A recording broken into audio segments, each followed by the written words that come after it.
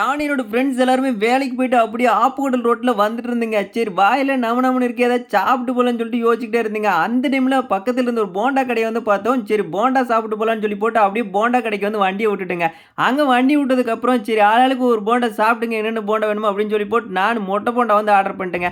Order பண்ணதுக்கப்புறம் அண்ணனும் அப்படியே அழகா வெட்டி அதுக்கப்புறம் அப்படியே குழம்பு, கார குழம்பு எல்லாமே ஊத்தி குடுத்தாருங்க. ஊத்தி குடுத்து அப்படியே எடுத்து டேஸ்ட் பண்ணி பார்த்தேன். சூப்பரா இருந்துச்சுங்க.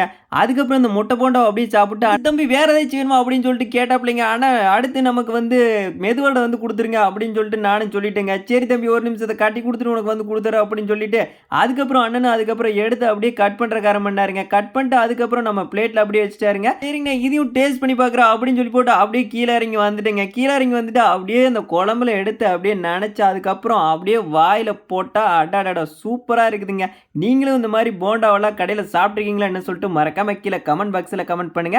அதுக்கப்புறம் நாங்க அப்படியே கேஷ் வந்து குடுத்துட்டு அப்படியே நானும் என்னோட ஃப்ரெண்ட்ஸ் எல்லாமே கிளம்பிட்டேங்க. மொத்தம் ஒரு ரூ. 78 ஆச்சு.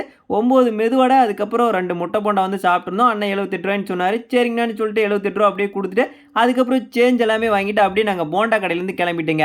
போண்டா கடையிலேருந்து கிளம்புனதுக்கு அப்புறம் அடுத்து ரைட் சைட்ல பார்த்தா, ஆப்புக்கூடல் டூ அந்தியூர் போற ரோட்ல கொஞ்சம் பால வேலை வந்து நடந்துட்டு இருக்குதுங்க. அதுதாங்க இங்க பறிச்சுட்டு இருக்கிறாங்க. அப்புறம் 90ஸ் கிட்ஸ், 80ஸ் கிட்ஸ் எல்லாம் நின்னு அதான் பார்த்துக்கிட்டு இருந்தாங்க. சரி நாமளும் அப்படியே பார்க்கலான்னு சொல்லி போட்டு அப்படியே பார்த்துக்கிட்டு இருந்தேங்க. ஏன்னா பொக்லின பார்த்தாவே கொஞ்சம் நம்மளுக்கு சின்ன வயசுல எல்லாமே கொஞ்சம் பிரியமா இருக்குங்க. அதனால சரி கொஞ்ச நேரம் நின்னு பார்த்துட்டு வரலாம்னு சொல்லி போட்டு பார்த்துட்டு கிளம்பிட்டேங்க அப்படின்னு நாங்களும். சரி இந்த வீடியோ புடிச்சிருந்தா மறக்காம லைக் பண்ணிக்கங்க. நம்ம யூடியூப் சேனல மறக்காம சப்ஸ்கிரைப் பண்ணிருங்க. Bye by.